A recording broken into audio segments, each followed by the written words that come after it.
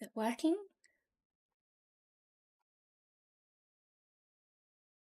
Hey! Oh gosh, and there's a funny little delay between what I see here and what's on YouTube. But okay, so I think I'm live.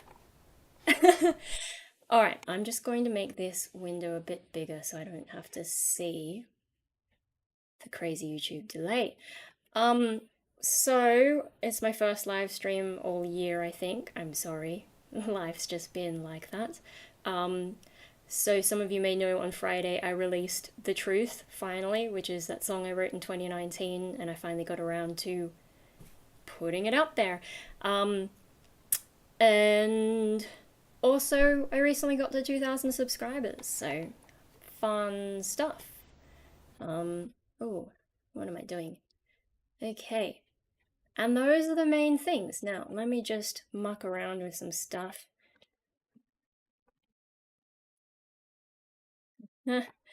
Oh dear. Yeah, anyway, so I thought I'd muck around with the graphics and so on. Um, whoa, what are all these things? Stream markers. I didn't know that was a thing that you could do. What? Once your stream has ended, what? I didn't read it fast enough. You can insert ads? What?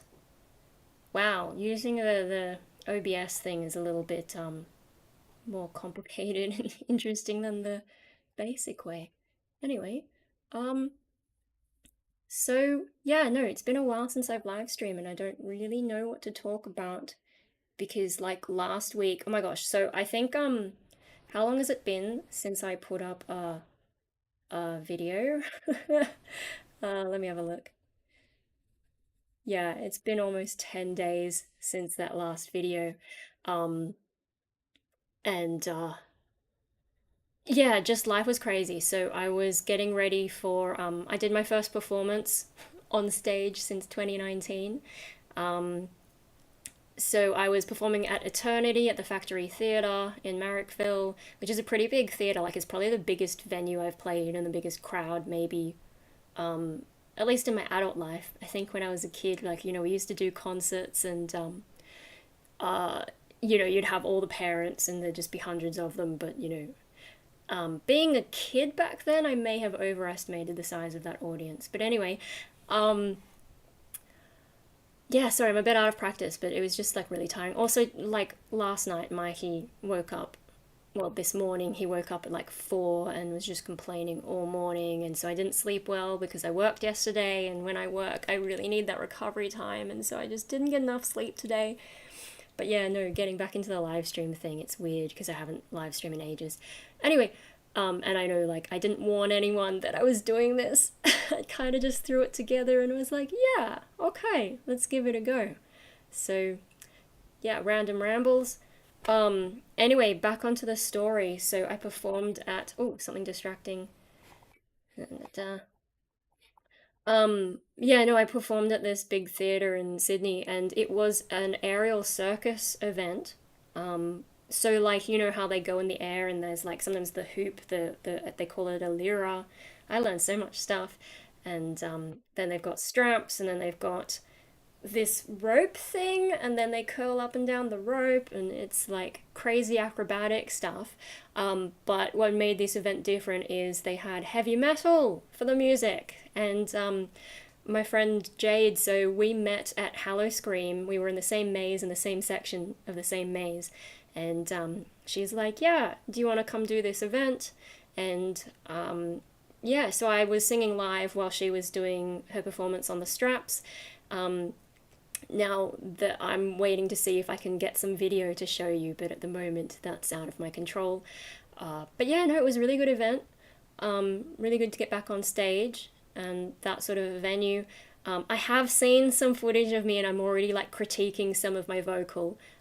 But considering it was my first time back on stage, and then also the instead of a normal fold back coming at the front, I had the speakers on the side, and yeah, that was a bit confusing. But like it seemed fine, but I can see where I messed up. Like I probably should have asked for my vocal to be louder so that I didn't strain my voice. The growling was fine, but I think the clean singing, I was trying a little bit too hard to compensate for, not hearing myself maybe. And also, though, when you get up on stage and there's the audience and the atmosphere, sometimes you can get carried away. So I think that's what happened there. Yeah, got carried away. That's okay though. But yeah, you do tend to push a little bit harder in those situations where you can't hear yourself well enough and atmosphere, excitement, whatever. Um, so yeah, I pushed my clean voice a little bit too hard. Growls is easy because growls like it's loud on me and it just sort of rattles my skull, I guess. Um, yeah, so my whole week last week was pretty much leading up to that. And when I have a performance, I kind of just focus on that. And yeah, so I didn't have any real mental energy to make videos and stuff. And like before that, the week before, I'd also went through to rehearsal and I sort of just trying to get my vocals back up to scratch because it's been so long since I've been live performing, and uh, yeah, it was so I was just busy and tired, and I'm still a bit like whoa, trying to get my shit together. Um, anyway, yeah, this is what I get for not telling anyone I'm live streaming and not setting up any kind of expectation. Um, but I don't have time to make a video this week either, because maybe tomorrow or the next day I'm gonna go into the studio do some art. Um, oh, that's the other thing. So, see, this is why I need to like plan stuff out. Um, wow, I'm so tired today. Today was a bad idea to live stream, but here we are. So let's just keep going. Um, so like as well as getting ready for the performance, I was just like, you know what, I'm just going to release the track because the truth is actually the track that I performed for this event, and like I performed it before ages ago but just kind of forgot about it. So I actually found in my files that I had all the vocals recorded and it was ready to go. I just needed to tweak the mix a little bit. I think at the time I had been working on my vocals, and that's when like this is the song I was doing where I discovered I could go lower in my growls, and I think I stopped recording because I thought, oh, I should go and make sure I get good at that and see what else I can do and maybe come back and redo the vocals. Um, but, sorry, it's so super distracting seeing some of this stuff on the screen. Um, wow. I'm sorry, my brain is really bad. Wow, this is what I get for No, so I was trying to see whether or not I needed to work on my vocals some more and like what can I discover, and I just forgot about it for ages because then I was back to the 2020 got really crazy.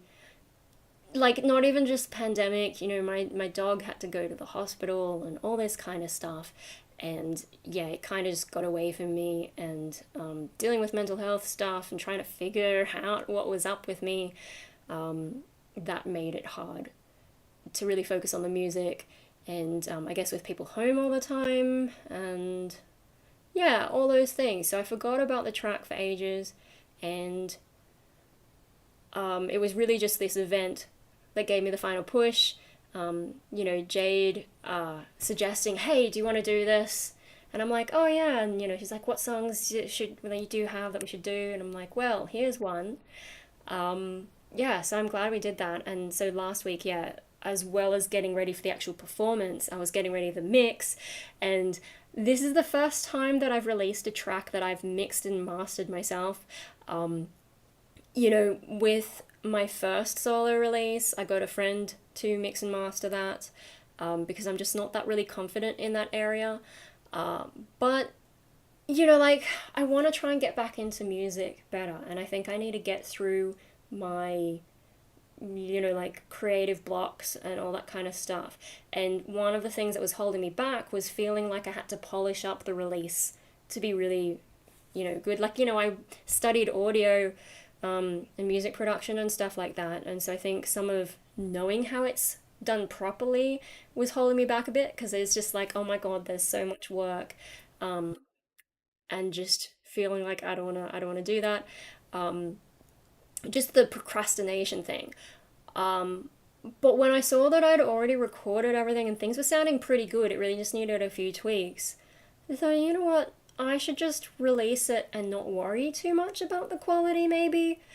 Um, and yeah, it turned out pretty good considering, like, I haven't touched music in ages. I haven't even tried to mix anything in ages. So, yeah, I'm pretty chuffed with how it turned out.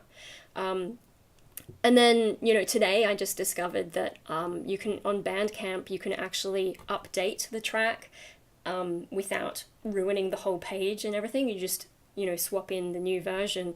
So if I do spot issues, that's an easy way to fix it. And now I feel much better about mixing my own stuff because I can always come back and rejig it without having to create a whole new release. So that was really good to discover. Like, I'm trying to get through all these creative blocks, and that one was a thing. Another thing was, like, with marketing, I had considered, like, should I do a proper music video for this song? Because this song, the truth, is very DestroyerMariko. Like, it's very much the theme of whatever stuff I do.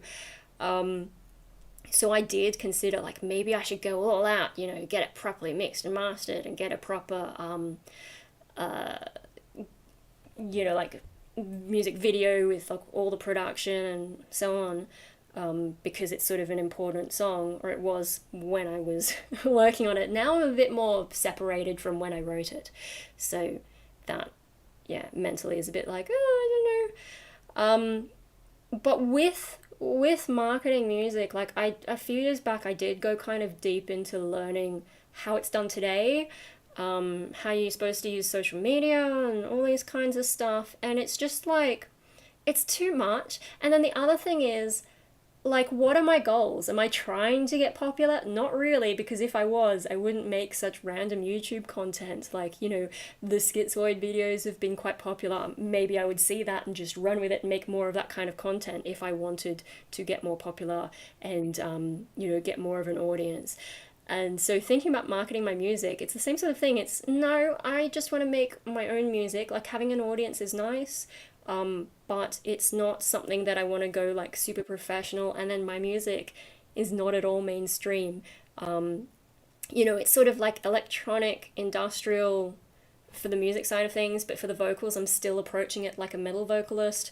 And like, I know metal genres, but I don't really know those electronic genres very well. And, like, I don't even know if it fits into any particular genre. I wouldn't even know where to market it. When I think about going to play gigs, before the pandemic, I used to play those open mics, because that particular venue was really, they were really open to what I was doing, really open to something different, even though I didn't fit in with everyone else. And I felt good performing there.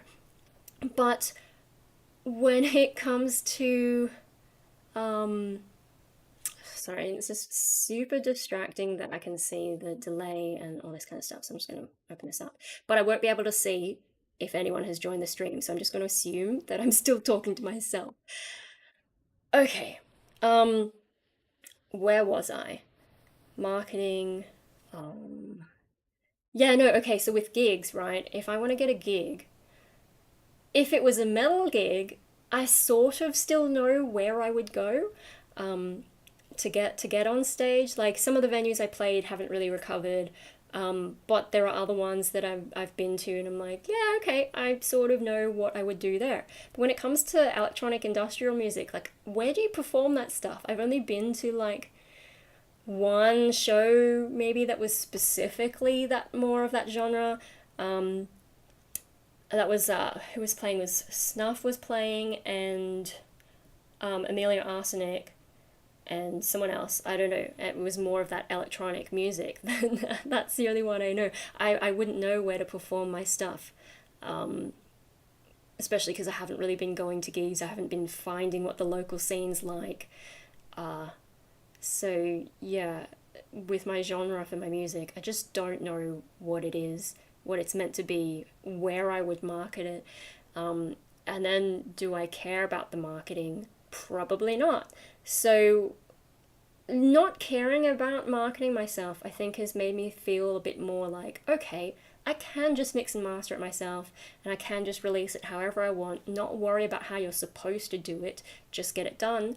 And then when I go to make more music, if I don't care about it so much, I think that's going to be good for me to just keep making stuff. Sort of like I'm doing with the art. Like I've got the art studio. Now I can just make stuff and I don't have to worry about, making too much of a mess. And I've just been making stuff for fun. I haven't been making anything with a particular purpose. Like I do have one art project in mind one day. But I've been working on other stuff instead, and posting it on Patreon and not really worrying about sharing it out into the world beyond that at this stage. And so I'm sort of like now that I've got the art side of things a little bit better organized, I'm trying to work out the music side of things and how do I sort that out. I'm just going to split this up so I can see, just in case someone messages me. Uh-oh, what's that? Oh no, that's fine. We're all good. Oh, now I've gotten confused. Okay. Yeah, so what's going on there with music? How do I get back into my music life? So I've stopped caring about, the production values. It doesn't have to be perfect. And I've stopped caring about marketing it properly because what even is my market?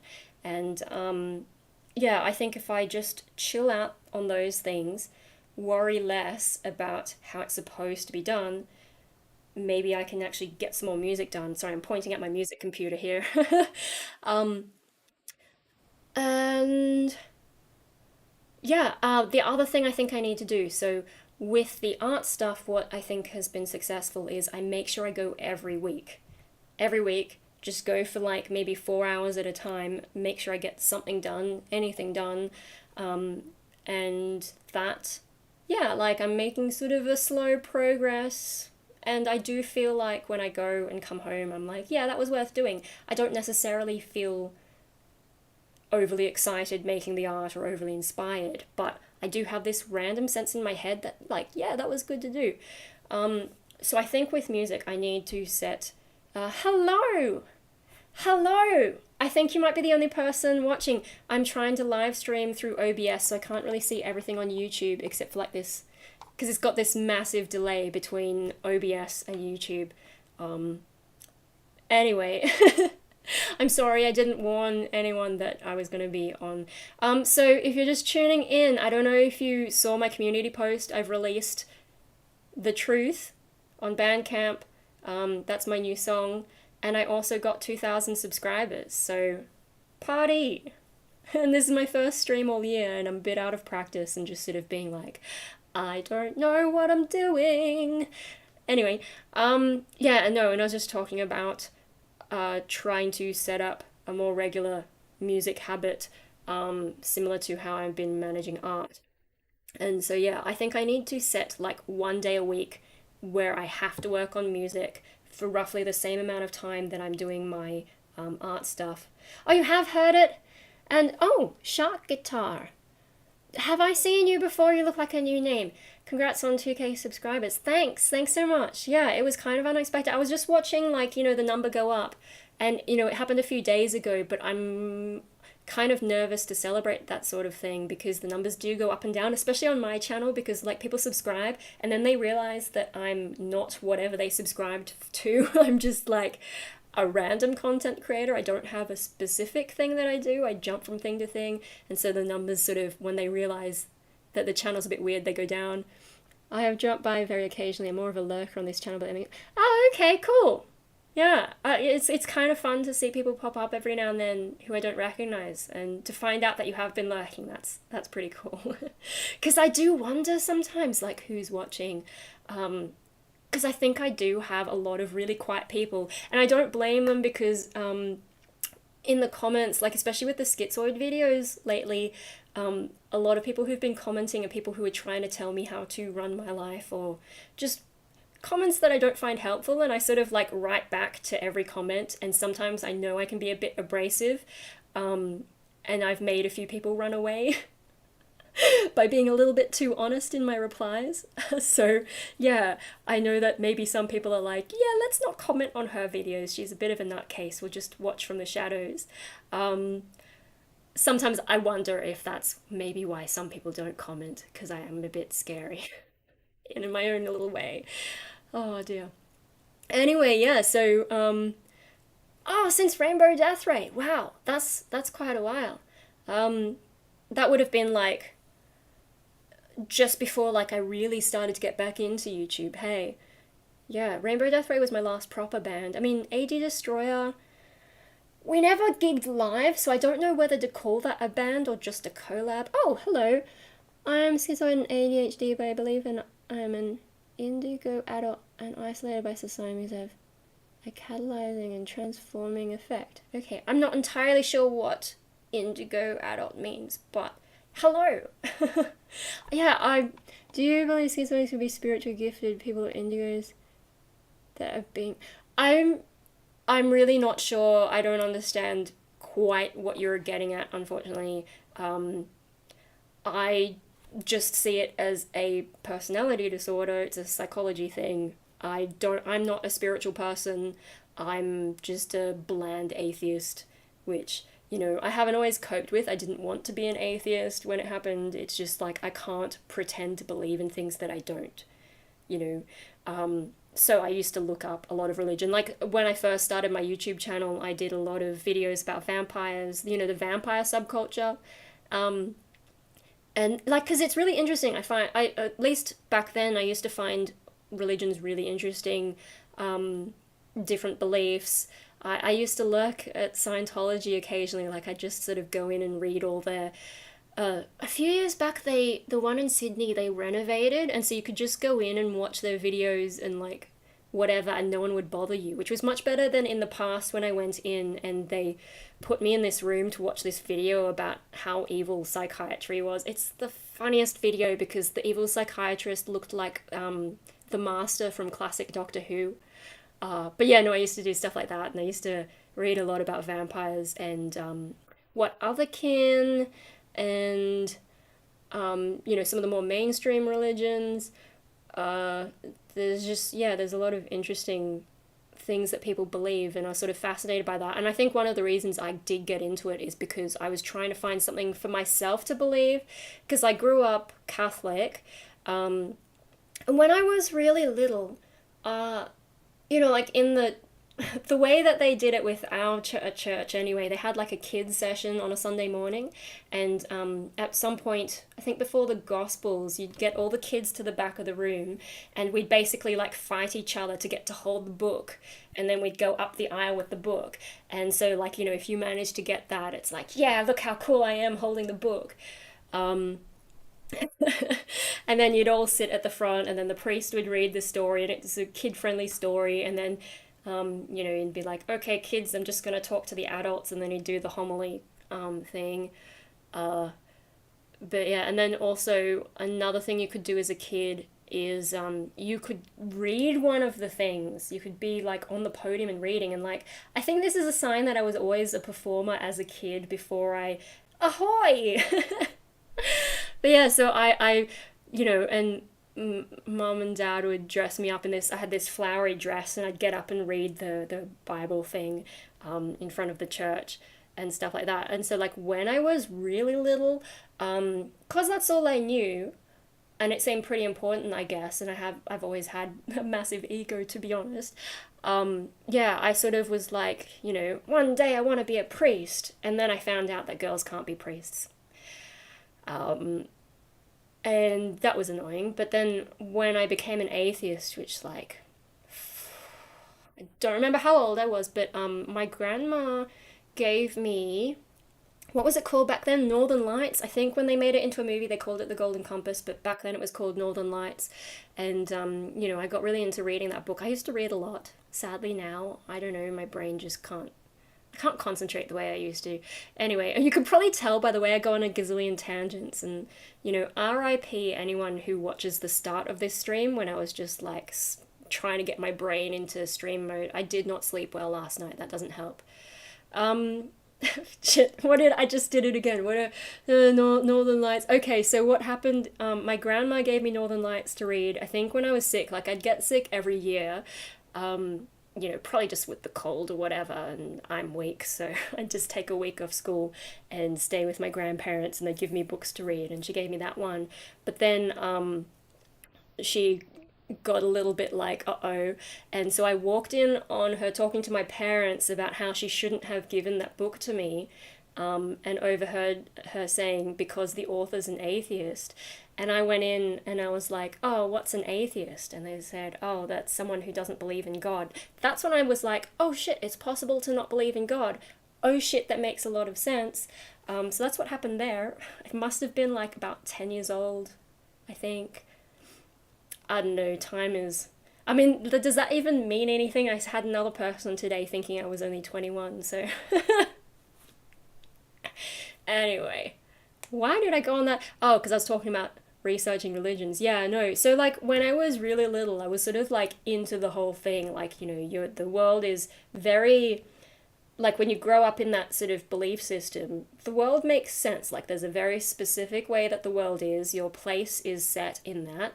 Of course, me being big ego, I don't remember what I thought I was going to do in Catholicism, but I was like, yes, I'm definitely important. I'm going to be a priest one day.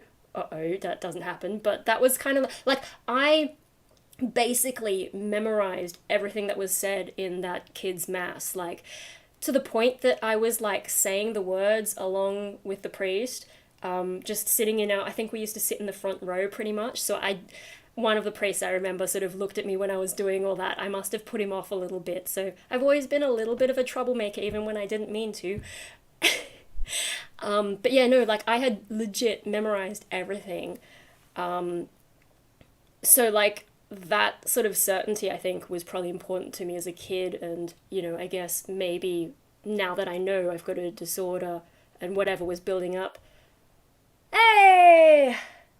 Yeah, we're celebrating with my, I think, first stream for the year. Congrats on the new track and reaching 2K subs. Yeah! I was talking to my mum, and she doesn't understand why anyone would want to listen to me ramble, because she's had to sit through quite a few long rambles at lunch. But isn't she sweet to listen to me anyway? Yeah, no, yeah, hang on, new music, 2K subs, and well done me getting the graphics up, and things seem to be working. So yay, learning a bit more how to do YouTube properly, which I should know having been on here more than a decade, but whatever. That's how serious I am about everything.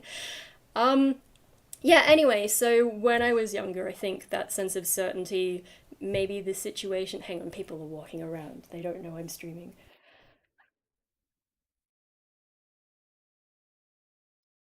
Just give me a moment. I'm just gonna. Okay, that is not important. I will just close that. Sorry. Yes, getting back to the point. So, yeah, growing up Catholic, feeling like I had that, specific place in life, I guess. Um, Having the disorder, and probably the reason for having the disorder might be the disabled brother, which probably caused some chaos when I was really young. So maybe that's why I wanted that more stable sort of sense of life. Or then again, growing up in the religion, you kind of don't know anything else, do you? So, yeah, when I became an atheist, it's like that sort of certainty is just like, wow, it's gone. Now what do I do with myself? Like, how do I view the world and my place in it? And so I think the first thing I did was try and figure out whether there was a different religion that made more sense to me. Um, Also, like,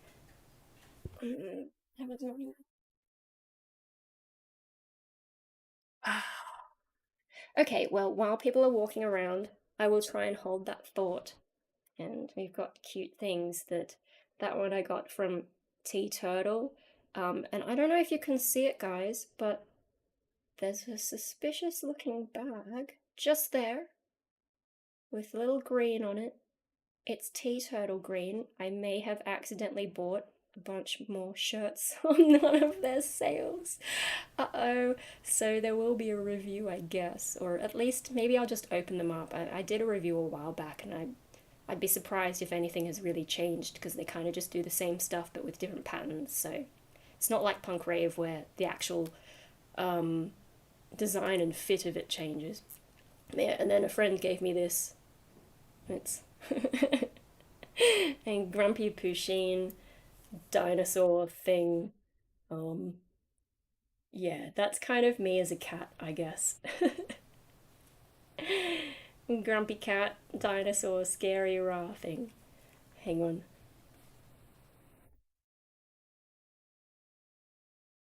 Dad, you're on camera if you come in too close. Good night. Oh, Hopi, you wanted a pat. I don't. Oh, I'm sorry. Did I chase Dad off? I'm sorry. Oh my god, Hope just gave me the most offended look. Like, why did you tell Dad to go away? Oh, he wanted a pat. Okay, so where was I? Looking for religions. Wow, this is like not what I expected to be talking about tonight, but you guys always manage to get me onto some random tangent. Um, yeah, so I think the first religion I looked at. Oh God, can they stop walking? Hang on.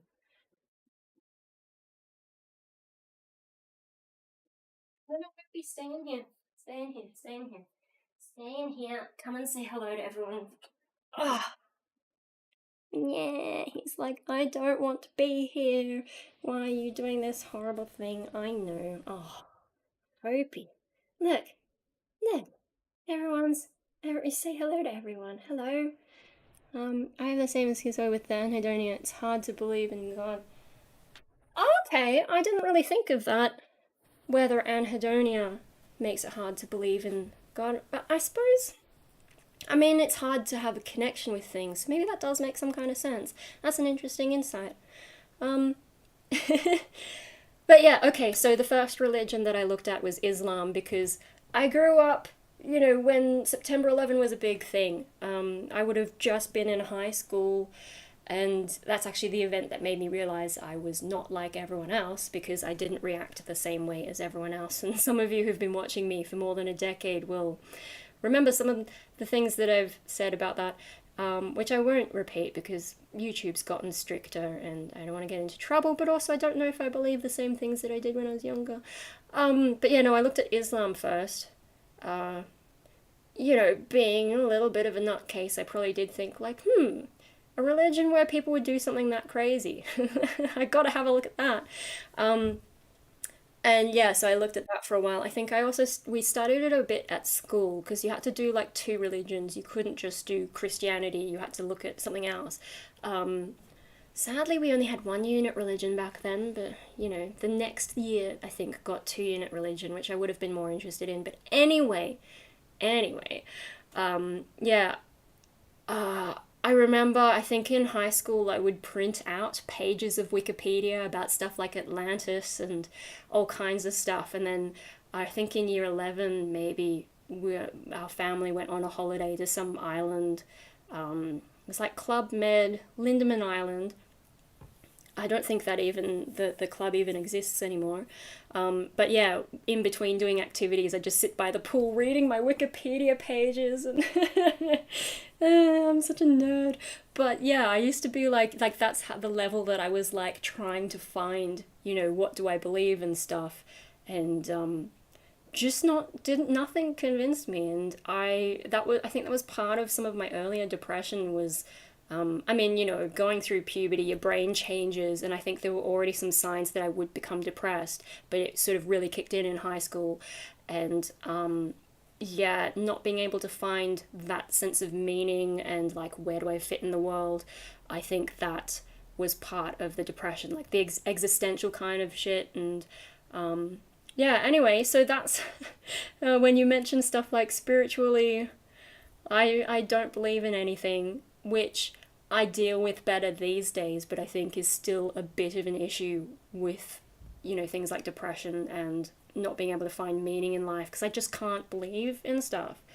Um, I went into the supernatural stuff, then became kind of atheist when the anhedonia got stronger. Okay, yeah, interesting. Because yeah, I guess with the anhedonia, you know, I probably have had it for longer than I've been aware of having it because there are a lot of events in life that I think other people would have reacted more positively to, and I just didn't.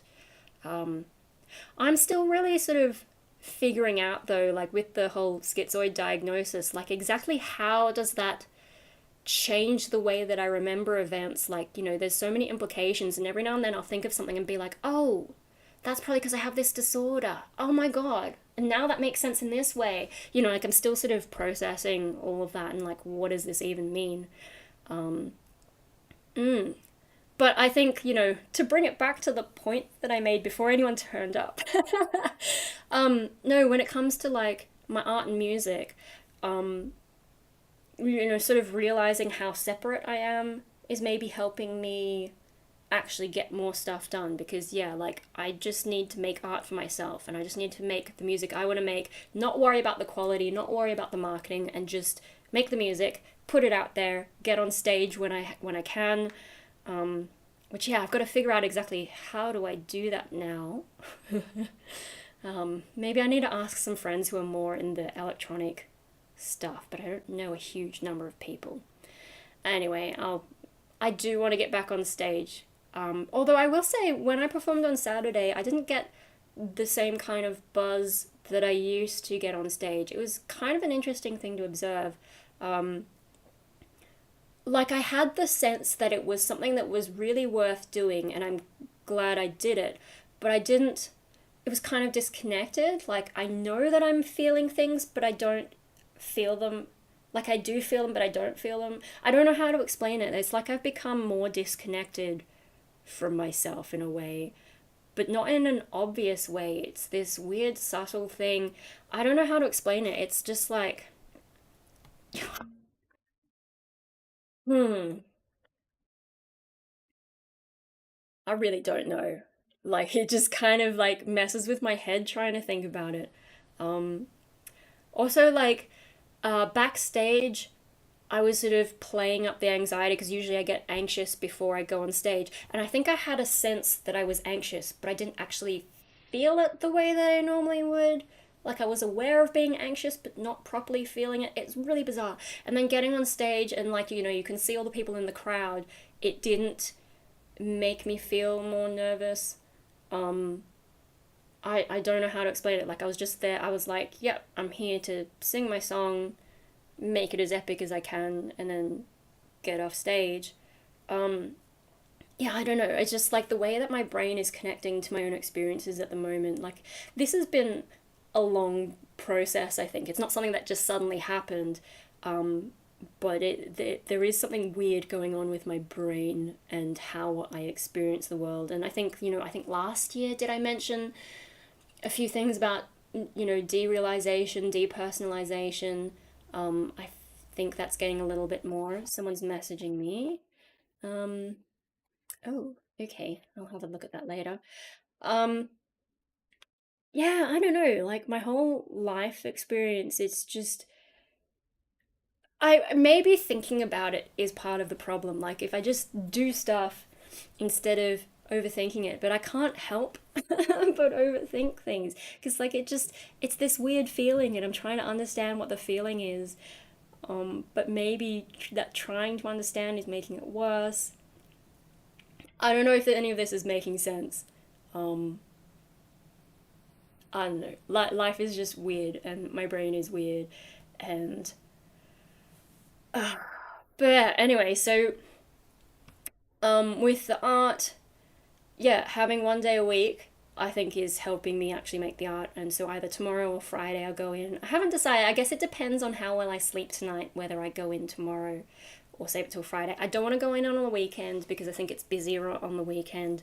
And like everyone's fine, they just kind of come and go. But you want to escape. Oh, I want it. I want it.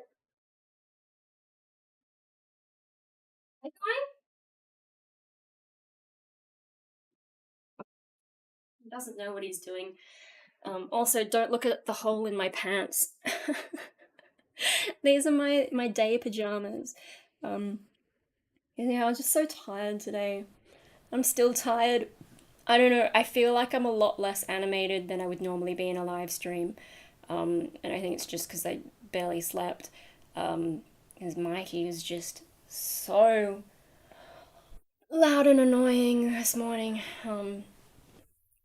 Anyway, what was I saying? So having art 1 day a week, and then I've got to try and make 1 day a week for music. I think I need to do that, just to make sure I keep making some progress. Because like I know the songs that I want to write. Like I've got lyrics already, and I just need to figure out what the music is, which is difficult because I'm not usually a lyrics first writer, but I have written lyrics for other things that didn't go ahead, and I really like the lyrics and I don't want them to go to waste. So now I've got to rewrite the music to make it my own music, and that's going to be interesting. Um, I mean, Rainbow Death Ray was a little bit like that in the sense that I had written stuff throughout uni, and then I came back and sort of rejigged it to better fit the Rainbow Death Ray sound. But in that case, it was closer to the finished product. Whereas in this case, some of the songs that I've written were written for completely different styles, and now I've got to change them to become my style. Um, so that's going to be interesting. I'm sort of like tossing up, should I write something completely new just to get back into the flow, or should I jump straight into this stuff that I've been wanting to do for like a few years now, maybe? Um, yeah, so I just need to sit down and, really just make myself make the music, get into the habit, because habits are really important. I think also for me, oh my god, he wants to come back in. Don't look at the hole in my pants.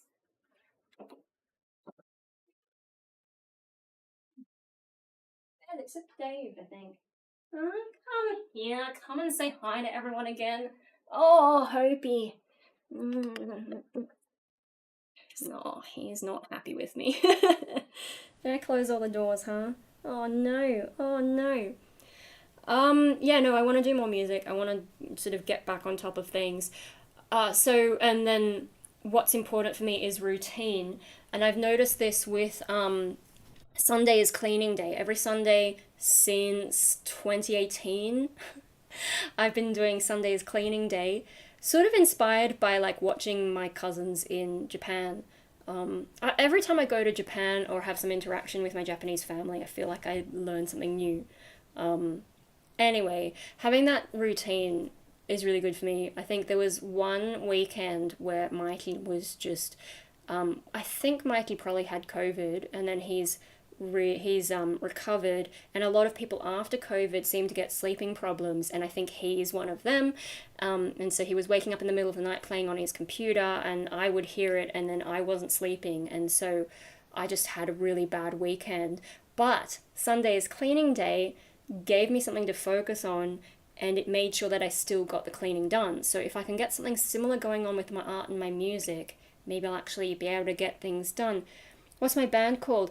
Okay, so at the moment, this is my project. It's just DestroyerMariko. That's kind of everything that I do is DestroyerMariko, like music, YouTube, art. I've put it all under the same label these days. But this is my solo music project. So that's on Bandcamp. I can actually get you a link if you give me a moment. I will paste it into here.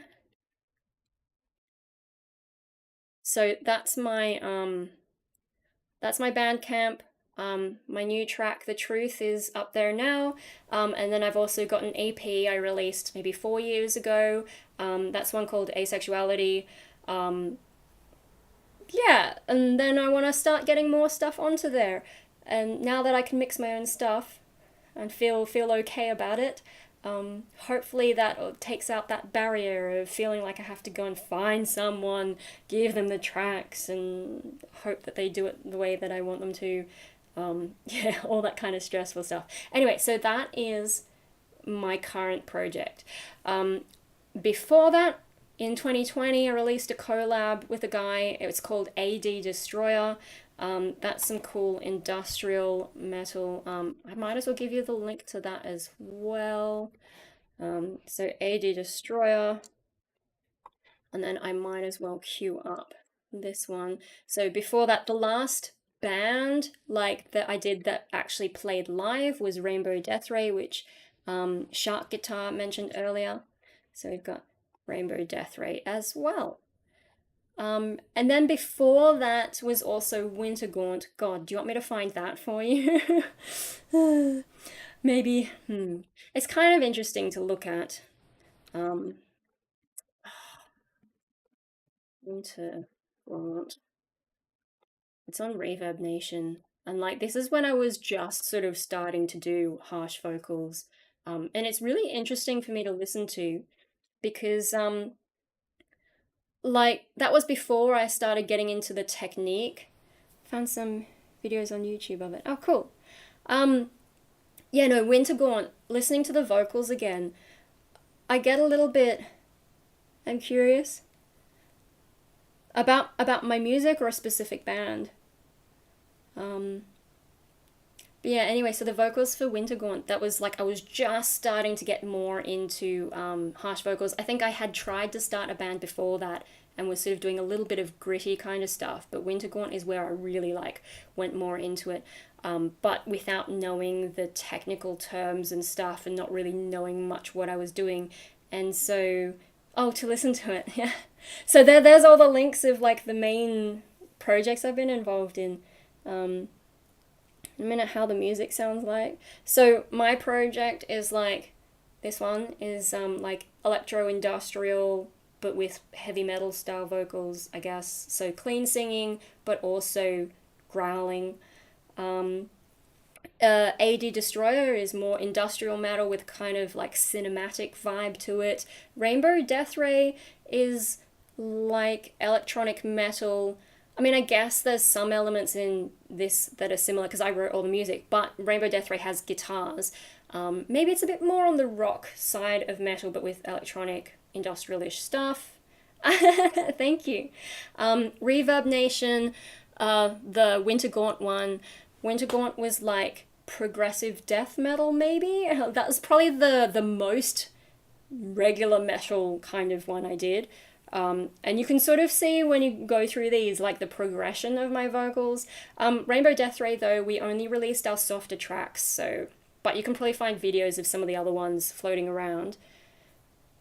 What is a zodiac star sign? Okay, so I don't really believe in zodiac either. But in the Western zodiac, I'm the Leo, and in Asian zodiac, I'm a dragon. So I got all the big scary ones, and you can imagine learning that as a kid, having a big ego, what that effect has. I got all the good ones. Yeah. But yeah, no. Anyway, you can kind of hear the progression of my vocals. With Winter Gaunt, though, I was kind of just trying to learn myself. I think at some point I may have seen the Angela Gosso tutorial around then. But so like I recognize what I'm doing in the deeper growly stuff of Winter Gaunt, but what really interests me is the more pitched, screamy kind of stuff because it sounds a little bit more like Fry than I realized I was getting. And so I've sort of by learning too much about how to scream and growl, I think I sort of lost a bit of progress for a while from over intellectualizing it, and I'm sort of now feel like I'm progressing a bit. One thing I should point out though, AD Destroyer was recorded in 2017 would have been when I finished recording that. So some of them 2016, some of them 2017, and then this track was recorded in 2019. So none of them are actually recent vocals, but I think I still sound the most like this now. Um, I've sort of progressed from the more breath distortion to the more proper false chord. Proper? I mean, if it works, who cares? But when it comes to Fry, I feel like I went backwards. And some of that grittier stuff, I feel like I went backwards from thinking about it too much. And I think that's sort of a similar thing to, when I was saying the problems about mixing and mastering music is because I went to uni and I learned the proper way to do it. And I tend to do well academically. I think I probably took on board too much of it and lost some more of the instinctive stuff that I was doing and got a little bit too bogged down in the technicalities. And I think that kind of stunted my progress for a bit. And I kind of just need to learn to let it loose again and just wing things and maybe this is a schizoid thing. Maybe I need to feel things more. Um, Let me just have a drink, sorry. Um, Lately though, like something, I don't know why, but I haven't been able to really watch any fiction apart from like sometimes when I'm having lunch, I'll flick over to channel 93, and Xena is on, and so I'll watch like little bits and pieces of that in a really disjointed way. That's about all the fiction I've really been able to watch, and I think I need to get back into watching more fiction. I feel like I might buy the Xena box set at some point, although the one that I could find was the most trustworthy ones I could find seemed to be quite expensive. But I haven't even bought the new Dexter. I'm sure it's out by now. I haven't even bought the new Dexter series. And I think, should I watch it from the start again, maybe, before I get on to the newest season, just so I remember all the things, or should I just watch the new one? I don't know, and like I feel like it'll take me forever to do it either way though, because I just haven't been able to engage in fiction. Can you see how much? Oh yeah. But one thing that I think would be really interesting to watch with Dexter is a little while back I went and looked at my, like, on Facebook on your profile you can put your favorite quotes, and in that I got a lot of Dexter. Yeah, I'll watch it eventually, but it just could take me like probably a few years at this rate. But when I was looking at my quotes, he goes, he went to a neurologist or a. Don't tell me anymore, okay? But what I found interesting about some of those quotes from Dexter that I put on my Facebook is a lot of them are like kind of classic schizoid stuff. Because he's talking about how he doesn't understand people and he doesn't connect with people and he doesn't have the right emotions. Like when everyone's at a funeral, he says he hates funerals because it's tough to fake the emotions that you're supposed to. And I'm just like, oh my god! Like at the time, first watching Dexter would have been when I was like a little bit more in my crazy stage with the whole DestroyerMariko thing. And so I think I assumed that I was interested in Dexter because of the more violent stuff. But when I look at the quotes that I picked out, most of them are actually like classic schizoid things. And I think that's why I enjoyed the first season so much, because that's when he's the least normal. As opposed to like, everyone likes season 4, but that's when he's got like the kid, and I hate that. Apart from the fact that, like, Third Rock from the Sun guy is in it and people love his acting, but I can't, I grew up in the 90s with that stuff and I can't really separate the actor from, incoming message from the big giant head. It was just way too funny, and then suddenly he's meant to be a serial killer, and my brain just can't cope with that. It's just waiting for something hilarious to happen and it never does, and I'm like, oh, come on. Um, yeah, I don't know. I don't know. I didn't. And then people don't like season 6, but season 6 is when all the weird religious stuff comes through, and then it's also got split personality stuff, and I'm like, that season was designed for me. Bloody hell. But, I guess because not being like a normal person, of course, I'm going to like the wrong things. Um, yeah, yeah, that's the guy. John Lithgow. I'm not really great at actors' names. But every now and then on Facebook, I'll post a dick pic and it's always Dick Solomon. There's one where he's reading a picture book or something with the little pop-up things. He opens it up and screams at it. Oh my god. And that guy is meant to be a serial killer. I don't know. My brother found, I'm glad someone agrees with me. Season 6 was really fun. And although watching it again, a while back, on my most recent watch, I got a little bit confused at one point until I realized that the guy in it, that it has the Battlestar guy, the guy who's the captain of the ship or whatever, Adama. I'm pretty sure that's the actor, and so sometimes when I recognize actors, but I can't quite place who they are, it's really distracting until I like finally figure it out. But yeah, I'm not really, because I'm not good at people. I'm not always good at remembering actors unless it's someone really obvious like Jackie Chan, Tom Cruise, some of those ones like, or if it's like one of the annoying actors that for some reason I just don't like looking at them and I can't always explain. I was in the last season of The Old Runners, the one I didn't like.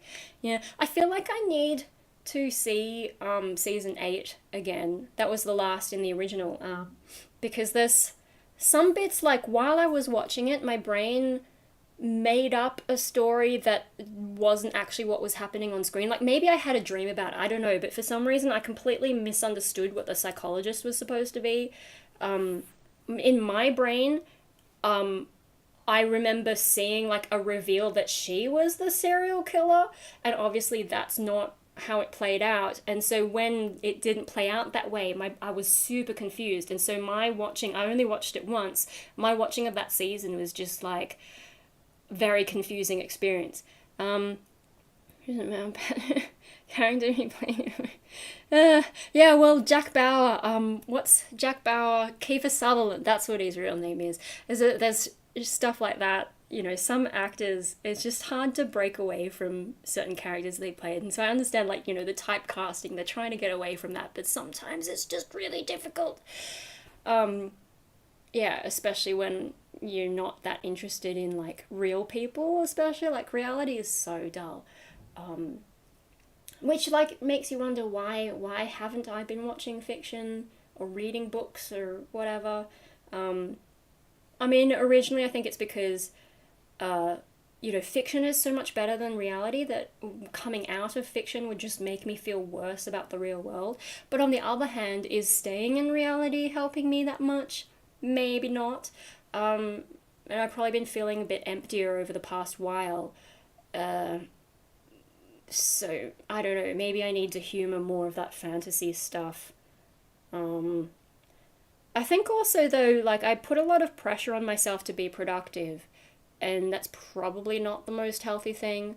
Um, like, you know, I feel like I can't sit down and binge watch anything because I need to be productive. Like, I'm wasting so much time sitting down and watching something. But what happens is I end up watching videos on YouTube and just playing, you know, Spider Solitaire off from the other side of the screen and not getting anything done anyway. I mean, it's a way that I guess, I think it's a way that my brain can just sort of chill out and reset and pass some time, especially like today being so tired. I actually did quite a bit of that because I was just not capable of anything else. I think sometimes also with fiction, if it's something that I really like, I want to be paying attention to it. And so if my brain isn't in a good concentrating mode, then I don't want to watch it because I feel like I'm not giving it the attention it deserves in some kind of a way. And then I just don't watch it at all. I don't know. Really bad at finding balance, yeah. Yeah, it's funny, like with the performance, like that sort of dominated what I was thinking about for the past couple weeks. And then now I can move on from that, and I just realized I'm actually still really busy somehow. Monday, I filmed another Punk Rave Australia video, which I really need to start editing. I was going to do it today, but I was like, no, I will live stream instead. Because why not, you know? We've got the 2,000 subscribers, you know, that doesn't happen every day. And then also, like, it's been a while since I released a track. I gave no one any real warning that this was coming. Even with Patreon, I was like, oh, I think I should release it, but I probably won't get it done. And then I got it done. God, so all over the place. Um, but yeah, no, just Punk Rave Australia. Uh, Tuesday. What's today? Today's Wednesday. Yesterday I was working at Bonsai, so that's another reason I'm tired because Bonsai was my first like proper dirty, you know, getting my hands dirty bonsai session for a while because the week before I taught, and then for the 2 weeks before that I didn't go in because I had to self isolate. So yeah, it's been a while since I've actually gotten my hands dirty. And wow, we got a lot done. My boss at the start of the day was like, there's no way we were going to get through all of today's trees. And then we did, plus extra, so yay. And I got a new, I got a new bonsai tool. Where is it? This is my bonsai bag. Sumiko Gurashi. I got it in Japan, maybe 2016. Anyway, I got this. He gave me this new tool. It essentially replaces your chopsticks in bonsai, but I realize that probably none of you have any idea what I'm talking about at this point, but is there anyone here who came for my bonsai videos and who sticks around for my rambling? Maybe not. So it replaces the chopsticks for when you're doing repotting, and it's much stronger, and you can like really get things done fast. But if you're a beginner, you should really just stick to the chopsticks, partly because you need that feedback. You need to be a bit slower until you know what you're feeling for in the soil to, sort of pack it in the right amount. Um, but also just because the first thing you should buy with bonsai, if you're going to start the hobby, is a good pair of bonsai pruning scissors. Fancy chopstick replacement is one of the last things that you should buy. You can get by without one of those, but because we're working on so many trees all day, that really speeds it up for when you're doing a lot of bonsai all at once. Whereas I think most people would only be working on like one bonsai at a time fairly slowly, but we're more of a production, I guess. Um, I don't know. I think I've got most of the main bonsai tools. Probably the main one that I don't have is like a branch splitter, but I've never had to split a branch. I've seen it done, um, but it's more advanced stuff, and yeah, I don't need that. I'm usually working with younger trees anyway, or trees that just don't need it because the design's already fine. The maintenance work. Um, anyway, look at me going from tangent to tangent. Oh dear, oh dear. Yeah, I managed to always be busy. But so to come back to the whole thing about getting into an art habit, getting into a music habit, getting a sort of life routine, um, I mean, maybe that'll make me busier, but at least it'll be structured busy. And one of the things about Sunday is cleaning day, I was saying about the routine, is, oh my God, I can see a gap. Excuse me while I like, look, I can move the thing around. Did it work? No, there's still a gap. I'll make it slightly bigger, shall I? I know I'm getting distracted. This is another problem I have, is the sort of perfectionism. Yeah, that looks better. Um, wow. Wow, brain. Did you have to? Anyway, with Sunday's cleaning day, what was the point I was gonna make? I don't even remember. Oh, shit. Um, I don't know. I think having that structure helped. Like, if I didn't have Sunday's cleaning day, on that day where I had like almost no sleep and I was actually like not getting enough sleep to the point of it making me feel more suicidal. Like, that was how tired I was. When you're tired, it's really hard to just tell those kinds of thoughts to go away. It's harder to deal with them. So I was like really not doing well. But having Sunday's cleaning day as part of my routine, it made sure that I did something productive that I need to do, because the way I used to live before I cleaned, like, look, I have clean carpet. I never used to have clean carpet.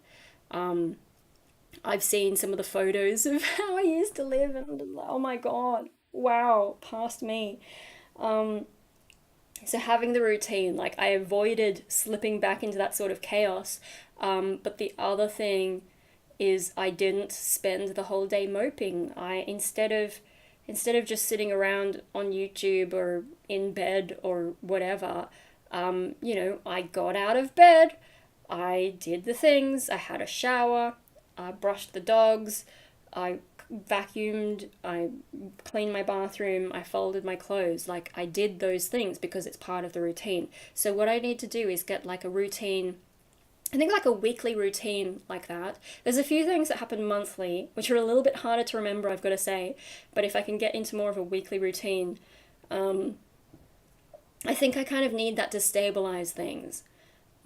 Just to make sure that I'm doing stuff. Like, one of the things that went wrong for me was like, after high school, like, you spend so many years of your life with like these set routines, and I think that was really good for me. And then I come out of that and suddenly it's just like a free for all. And the main times that I've been productive was probably at uni, because you have the timetables when you're supposed to go to uni, and then you've got assignments and you've got deadlines. Those things really help me. I can't have fake deadlines though. But I think routines can help, because like, yeah, every Sunday I clean, every night I do like stretches and sit-ups, and I've added push-ups, although I'm only like sort of scraping into 7 before I'm like, nah, fuck this. It was 5 though, so I've increased by 2. um and yeah, like, it's rare for me to not do my night stretches. It feels weird if I don't do my night stretches. Sometimes when I'm sick, I might scale it back a bit, but pretty much without fail, I'm making sure I do it even if I am feeling sick. And so those things I think are good for me. And so I just need to like arrange my week into more of a structure. When I was younger, I tried to structure it more like school, where you have set hours for doing things. I don't think that works for me. I think I need the whole day, especially because like mornings can be really unpredictable and really difficult for me. So I think the other thing is I need to fit this into some of the family routine, because, mum's retired, but she has certain days she does things, and dad is like on in the process of retiring, and so sometimes people are home, and if people are home, there are certain things I can't do, like recording YouTube videos. I kind of need the place to be quiet. Like you've already seen earlier when people were walking around and dad was coming in, like it's hard for me to go between my YouTube state of mind and my just being around the house state of mind. I find those situations difficult. So, yeah. So, at the moment, what I'm thinking, so usually Monday and Friday would be the days that most people are likely to be home. So, those are the days that I want to not be doing anything too recordy. But Tuesdays, I've got bonsai. Wednesdays, I'm usually dead, like today. And if you rewind to the start of the stream, it was a bit of a slow train wreck. So Thursdays is probably going to be a recording day. Now that could be YouTube or it could be vocals. You can't see it in the screen today. It could be recording music, but to record something on a Thursday. So Tuesdays and Thursdays are kind of set. Wednesdays kind of set because I'm just in recovery mode. So Mondays, Fridays, Saturdays, Sunday is already cleaning day. And I don't want to put too many things on the same day. So like, I don't know, I haven't worked out what's the best day to be in the studio. Decided not Saturday, because that's when other people seem to be in there a bit more reliably. And then I think someone new has moved in and they're trying to teach classes, and I'm a bit worried that Saturday is going to be one of those days when there'll be a lot of people there.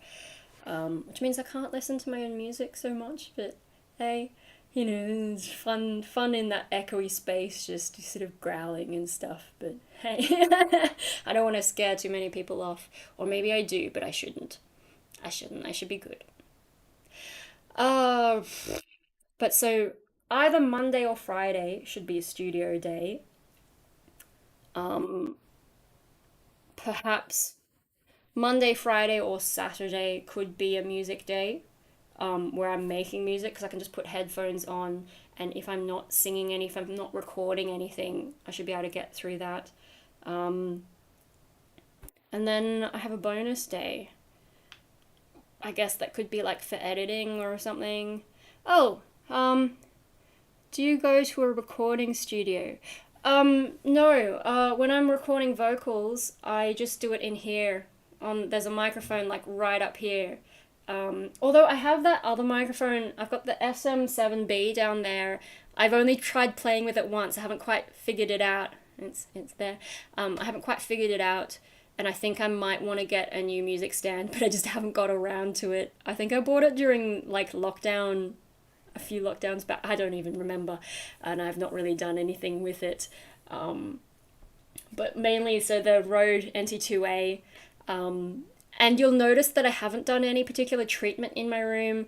I realize that when you go to a studio, they've set everything up nice, and most people who do home recordings will set up a little booth, but I'm just like, I don't really notice enough difference, to be honest. Like, when you get close mic'd on there, the microphone is mainly picking up you, and the noise floor is so low that it doesn't matter.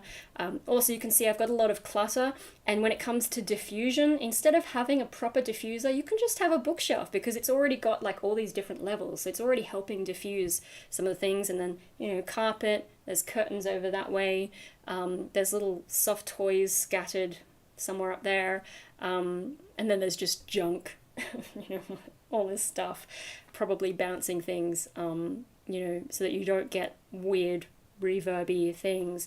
But really, if you just close mic'd, it doesn't seem to make that much difference. And then once you mix it in, you can't really hear too much of what's like, the noise floor isn't that big of a deal. So these things that I learned in music school, like I remember them, And I even interned at a proper studio, but I kind of just like don't care to be on that level of detail. I haven't noticed enough of an issue for me, so um, recording production software. So mostly I do my stuff on my old Mac. It's a 2009 MacBook Pro, still running Snow Leopard because it's super stable. I just can't put it on the internet because like security or whatever. Like I probably could, but I'm not going to because mild paranoia. I don't know.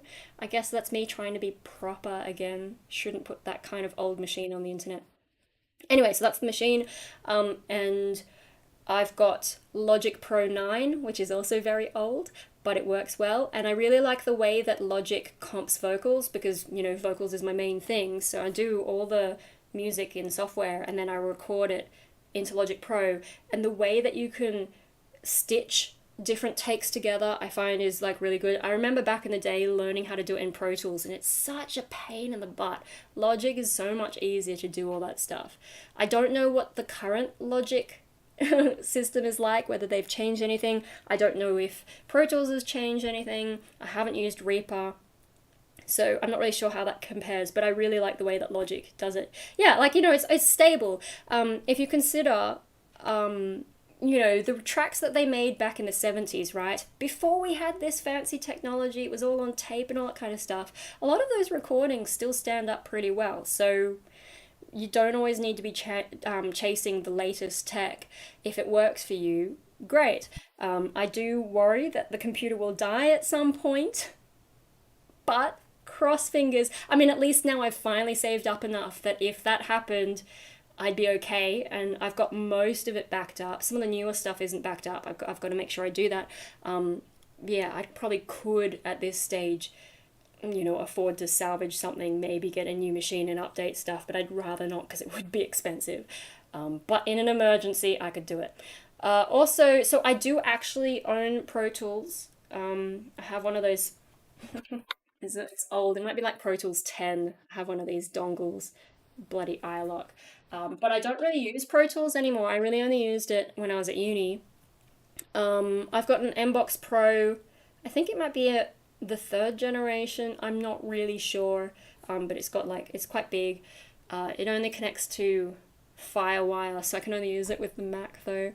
I think those are the main things that I'm using. I also got a DT Pro 990 Pros. Then I mean, I find it hard to mix on them, but they do feel really comfortable over my glasses. So when I'm recording something, because I know you should use closed-back microphones for recording, but those ones I'd rather the comfort because I don't want to take off my glasses or I don't want to wear contacts. I've actually run out of contacts now. I had just enough contacts to get me to Saturday's performance, and yeah, now I've run out. So I'll have to go back and get my eyes checked again, and they've probably gotten worse. But anyway, for monitors, I have Yamaha HS5s, but I don't really use them, partly because if I want to do something on this screen, they clash, and I maybe need to get, I don't know, is it that the cables aren't shielded properly, or, I don't know, I probably need to separate my PC and my music gear, but I don't have enough space. That's partly why I got the art studio, just so I'd have more space for my stuff, but yeah, the problem also with those monitors is I don't have a subwoofer, so I can't hear the bass. And then the other thing is I'm more used to my PC speakers. So when I was finishing off mixing The Truth, I actually just full on unplugged the speakers from my PC and plugged it into my Mac so that I could just hear what I was mixing with speakers that I'm used to, because it was too much trying to, otherwise the thing I have to do is bounce it out on my Mac, get a USB stick, take it over to my PC, and then listen to it on the speakers. And I just got the shits and pulled it out and no, I'm just gonna mix on those. I know it's not the proper way to do it, but as I'm learning, the proper way seems to be holding me back, because I just don't have the best setup. I don't have space for the best setup, and then my ears are used to something different than what I was taught to use. So yeah, and when I've sent it to people, I've gotten good feedback already. So all my patrons on Patreon got a code for this. So I've got some feedback from them. There was also a dude who he's actually moved out of Sydney, but I used to hang out with him because I'd watch his band, and I think we actually gigged together when I was in Rainbow Death Ray. Like his band and my band. But yeah, he listened to the track, and his feedback was really interesting because coming from a more metal background, he said he thought the vocals were too loud and the drums maybe needed like more punch or something. But that's from a metal perspective. And I actually had been worried that the vocals on this track were too soft. So that's really interesting because I know in heavy metal, in metal genres, you tend to mix the vocals lower. But in pop music, for example, and some other styles, you actually mix the vocals a lot higher. And so I think mine may have hit that sort of middle ground, which works because I mean, I don't even know what genre it is, so I don't need to mix it the way that everyone else does. I'll just do it my way. But yeah, it was really interesting to get that perspective because yes, I do metal stuff, but I also listen to other things, and I guess my ideas about stuff are a bit different. I mean, I do listen to a bit of industrial, like Android Lust and so on, and I guess the vocals are probably more prominent in that, and that's maybe confused me about how I should be mixing things because my vocals are still more on the metal side. Um, but yeah, no, sort of just doing things my way, learning what my way is, what's my sound, what's my style. Um, yeah. Anyway, so sorry, going on a ramble about music production. Why are you messaging me here? Mm-mm-mm-mm. Vegetable fruit salad. Oh my God. Okay. Sorry, just reading people's messages. It's kind of distracting. Um, yeah, wow, okay. Of course, now is the time that everyone's messaging me, hey. Yeah, anyway, so that maybe gives you some idea about how I do it. So I don't know, are you asking because you want to get into recording and you're sort of wondering how to go about it? Um, is like, yeah, I guess there are benefits to learning it the proper way. And then you can go and break the rules and you know what rules you're breaking and you can come up with reasons. This is why you're doing it this way. Maybe that's a thing. But ultimately, it comes down to your ears and what works for you and also what your priorities are. My priorities are not getting the most perfect sound. At this point, with having the creator's block to the extent that I do, um, I think I just need to do it my way. Like my goal, my priority needs to be just getting things out there, getting things done, actually doing things instead of worrying about the quality of it. Interested in how? Oh, okay, cool. Yeah, well, so that's some stuff. Like it's very chaotic. And I'm trying to do more stuff myself so I don't have to rely on people. Maybe that's a schizoid thing, is because the self reliance, trying to do everything yourself, not trusting people. Although on the other hand, because I've been better at academic stuff, maybe I've sort of learned not to trust other people because, like, when you're doing group work and you can just see that someone is pulling the group down, well, I guess usually the whole group pulls it down. I did have one really good group in uni though when no one was useless. It was amazing and like everyone worked really well together. It's the only maybe one of the only times that's happened. There was no conflict in the group, no one dragging their heels. That was amazing because usually group work is terrible. Um, but yeah, no, I guess what I was trying to say, because I was academically good, like, I very good at maths in high school, and then since then, even with art stuff, I've still managed to get good marks, which took me by surprise. But I guess I'm good at writing the things that I need to write to pass the course and all that. Um, and so, but yeah, especially with math stuff, like so many people are bad at maths, and then if you consider like I'm good at maths, why would I want someone else to do my maths for me? So there's a bit of like maybe that I'm so smart kind of thing, that kind of attitude that makes it harder for me to rely on other people, and so along with the schizoid thing, like it all kind of adds up, and so I'd rather do things myself than trust someone else to do it. But then also if you do get someone to do it, because I do know some people who are amazing, like Rainbow Death Ray we had mixed by Clay at the Brain Recording Studios, and he did an amazing job. But then if I was going to do that with my solo stuff, apart from like I got to pay him for the work, like he gave me good rates, but yeah, you still got to pay people to do stuff. Although my friend who did my asexuality EP, he didn't ask for anything. So I guess it depends on the person. I really felt like I offered to pay him and he just was like, no, so okay.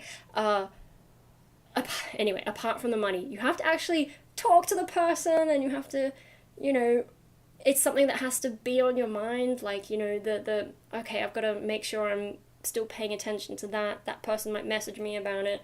When's it? Like, it's too much to think about. And I think I'm just at that point in my life where I don't want to be relying on people. It's a little bit too much. I need to figure myself out somehow.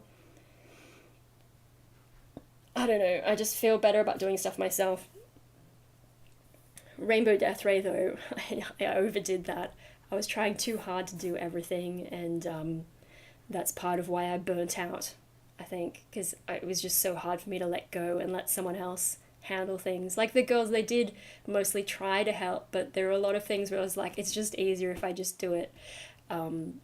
Which is like one of the reasons I decided to sort of stick to solo music, because if I'm doing everything anyway, might as well take out the social element and like trying to organize people. Um, Although the social element did help me get stuff done because it's an external deadline kind of thing. People are relying on me, so I have to get things done, and that's something I've lost by going solo. And so I'm trying to get that back by getting routines instead. Will I get there? Well, we're trying, aren't we? Um, but yeah, no, having trouble relying on people. Uh, I had another thought, but it's escaped me. I'm sorry. I just got a little bit distracted. It's also funny. I can see the little audio thing going up and down, and it just is a little bit hypnotic. Sorry. Ah, and I'm wondering how long I've been talking for.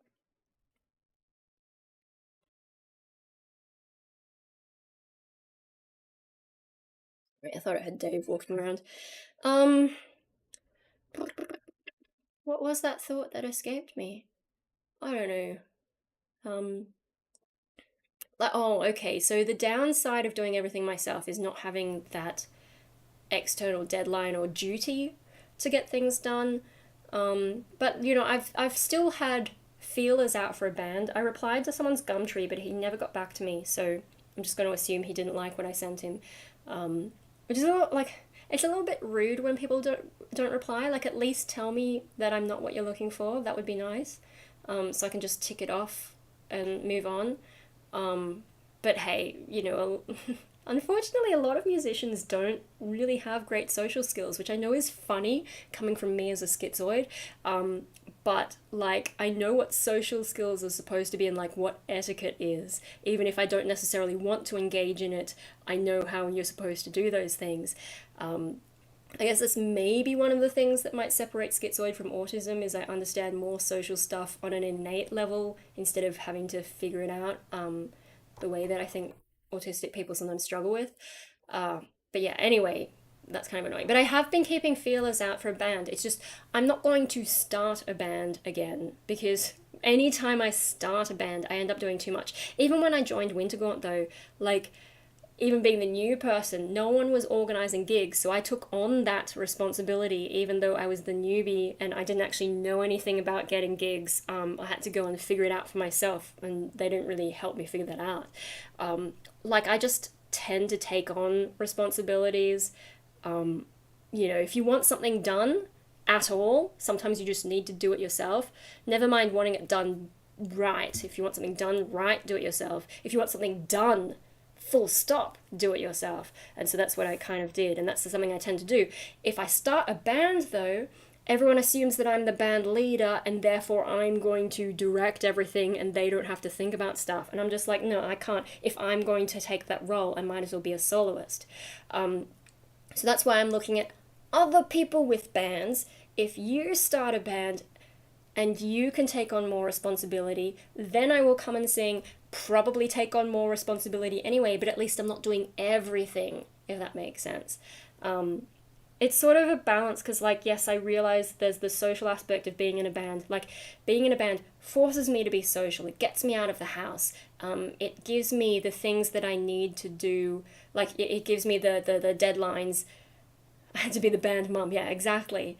I don't want to be the band mom. But yeah, no, so the good thing about being a band is stuff like, yeah, it makes me socialize. Um, yeah, it sort of gives me a reason to socialize. It gives me a reason to get out of the house. It gives me set deadlines and stuff like that. But the downsides is if I have to be the band mum, basically, and then the burnout, and then the pressure of trying to make sure that there's a song being written, and because like on that Rainbow Death Ray EP, all those songs were ones I wrote, and I think there were a couple more I wrote that we used to play, and then there was one song that I co-wrote mainly with the keyboard player, and then there was another song that our new guitarist wrote. So there were only two songs that I wasn't 100% responsible for. And even with the one that the new guitarist wrote, I had to go in and make it more our style because it used to be a different style.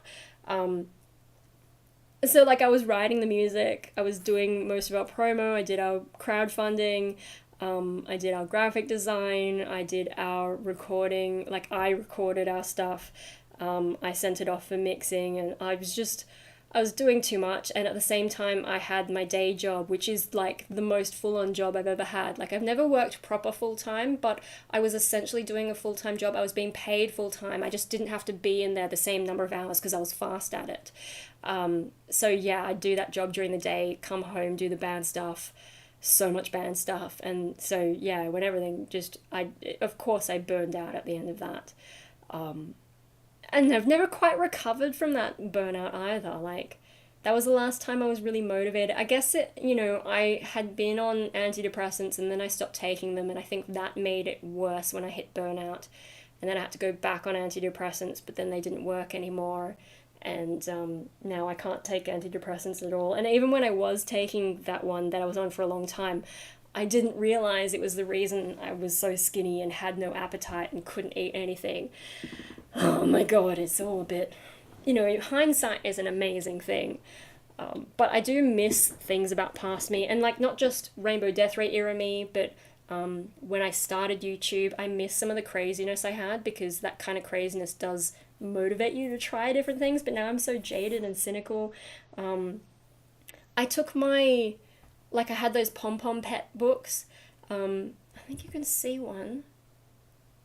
Oh no, no, that one right there. I made that little dude, and then there's a couple next to him that I also made.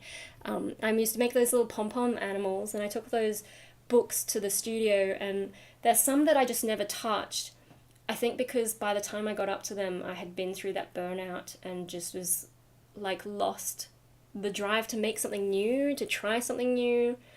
And it's kind of a shame because I just don't make as much stuff. I mean, that's why I'm having to now, I guess, hack my brain in a way like, how can I make myself do more? Okay, routine seems to be working. So I've got to make myself routine for the art studio, for music, just so I can get more stuff done. Whereas in the past, I used to just do stuff. Although I need to be careful not to rose tint the past because I did go through a lot of depression, and there were times where I had like these big ambitions and then I just sit at home being depressed instead. Sometimes being home depressed in the dark, listening to heavy metal and knitting. I did used to do that, but a lot of the time I would just get nothing done. So that's actually been something that I've struggled with for a long time. But I do feel like in the past I did more stuff. I definitely watched a lot more fiction. I definitely read a lot more fiction in the past, and now yeah, there's a lot that I'm a lot more disconnected from, and it's frustrating because there's a lot that I can't get back from the past, it seems. And I don't know, like, hopefully, this is just another phase I'm going through. I'm sort of disconnected from versions of past me, and maybe the next me will be more cheerful and more productive, but I have to do the work to get myself there. Um, yeah, but I do think getting the schizoid diagnosis really helped me get onto that journey a bit more firmly. Although I'm still waiting to hear some Centrelink stuff. I put in another medical certificate, and they're supposed to notify you the results of, like, whether or not your medical certificate has been accepted and when it expires. They're supposed to tell you this stuff, but they've never Never done that. The only reason I found out the last one got accepted is because the social worker called me, after I'd been talking to some other chick about being suicidal. They're like, oh, we're going to get the social worker to call you. And I'm like, what are they going to do? And of course, the social worker couldn't do anything for me, but she did look up the fact that my medical certificate had been accepted and she was able to tell me the expiry date. But yeah, I've never gotten anything in writing from that. And I'm sort of expecting Centrelink to make me do another employment assessment because this is the first time, like now I've got the diagnosis, I can tell them that I've got this disorder, and that probably affects how my capacity will be assessed. And so I'm sort of expecting them to do that because, like, when you say that you have a permanent condition instead of a temporary or temporary exacerbation, if you have a permanent problem, I'm pretty sure they're supposed to do an employment assessment. But I haven't heard anything about that, and I feel like there's some stuff like the way that I'm currently assessed, I think is just not working for me. Especially, I feel like in some aspects of my life, I'm getting worse as time goes on. Like, I'm definitely feeling less, or I'm less connected to some of my feelings these days. And it's frustrating. It does feel like this sort of decline. And since back when I got assessed the first time, like, I thought I only had depression, and I was going through some different stuff. But now I'm going through whatever I'm going through now, and I'm just seeing that, like, my capacity to work, it's kind of hard to admit some of this stuff to myself, like to just get my head around it. But I can see, yeah, where they think I'm at on paper, it doesn't really reflect reality. So, but at the very least, they're supposed to tell me what's going on with my medical certificate. And I mean, the lady did say, when the old one expires, apply for a new one. She told me to do that, and I've done it. I guess it's not helpful for my anxiety levels when they mess things up like that. Like, they're supposed to do things and they don't do them. And then then I get to be anxious, like it's this thing in the back of my mind. And I think I actually probably do experience anxiety more than I realize, like more than I'm conscious of in some way. I don't know. It's really hard to figure myself out. But yeah, when they don't do what they're supposed to do, it kind of all adds to that, doesn't it? Oh my goodness. Oh. Anyway, what time is it? It's 10:30. Should I keep going? Oh, I guess thank you everyone for coming and I guess celebrating with me in one of these really lots of tangents live stream again. Um so The Truth is out now on my Bandcamp. Um Oh, that's something I can talk about quickly. So you'll notice on my Bandcamp, I'm charging $2 for it, $2 Australian. I don't know what it's going to look like if you're overseas in a different currency, what it shows you, but it's $2 Australian. Now, in the past, I've never released a single before. Usually it's an EP, and usually the EP will be like $4 or $5, and then the tracks will be $1.50. This one's a standalone though, and I probably could have just charged $1 for it, but I went for $2, and the reason is because it's a split personality song, and it's also very much DestroyerMariko, and so basically you're paying $1 to each half of me. So that's why it's $2. I don't know if anyone was curious about that, but even that is symbolic on a level, and why I've done it that way. Because yeah, you can read the lyrics to The Truth on the Bandcamp page, and I think you will see how much it is definitely the most Destroy America song I have ever written. It's like the Asexuality EP was more just to pass uni. $2 a bargain? Oh, thank you. Um, but yeah, no, the Asexuality EP was more just to pass uni. Like, it does say things about my experience, but is maybe a bit more cynical, and it's about a very specific part of my experience, whereas this, The Truth, Destroy America, like, this is like the first song I've written for my solo project that is really about what I'm about. You're going to split it fairly though. Probably depends who you're asking. Oh dear, dear.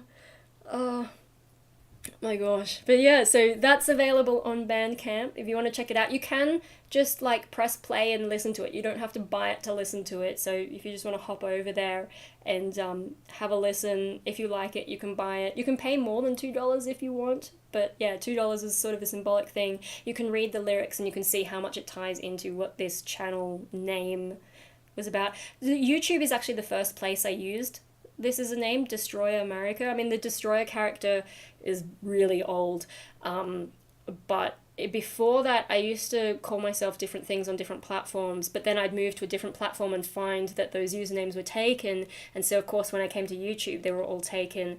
But this was not. And so now it is very much more me. Yeah, see, thank you for joining in.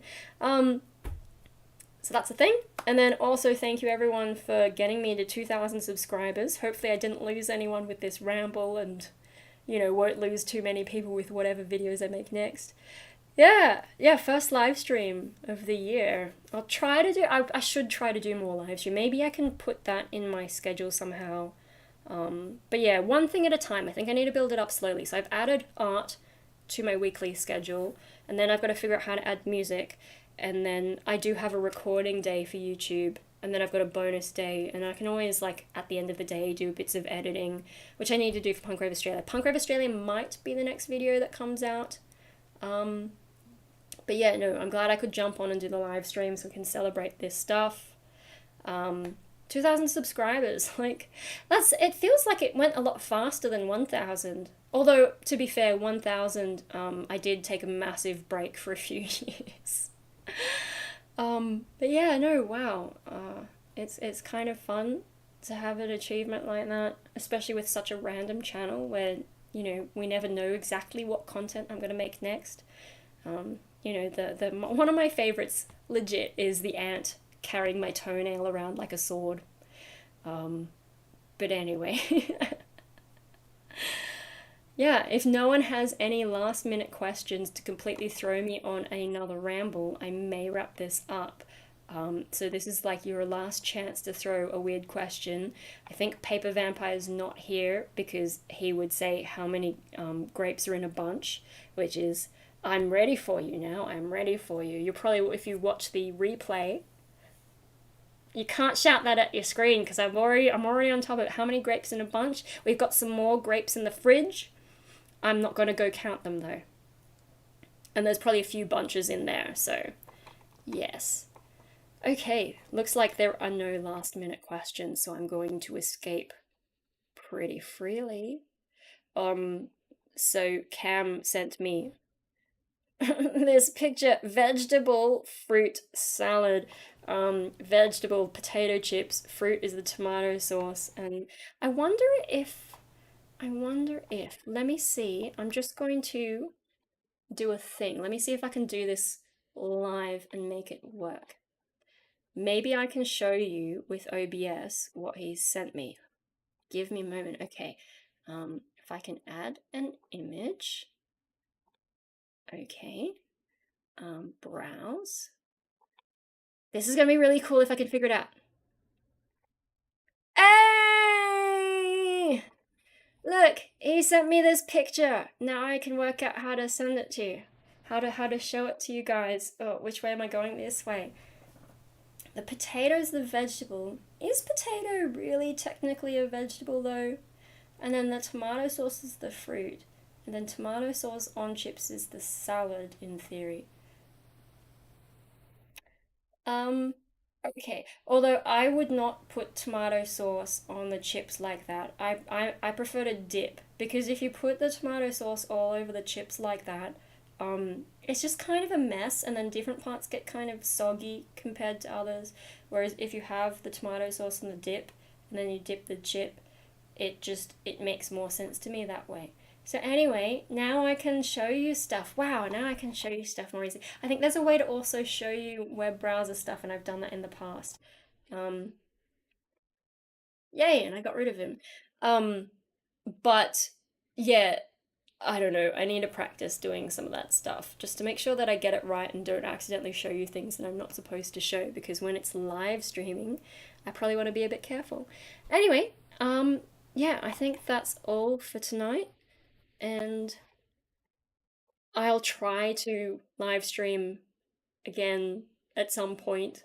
I really should come up with a schedule. It's just hard to work things out with like family and what mood I'm going to be in and just like situations and stuff. But I had to do it for new track, 2,000 subscribers. Next time, I don't know. So I'll see you later, guys. And how do I hang on? I'm on OBS. How do I stop the stream?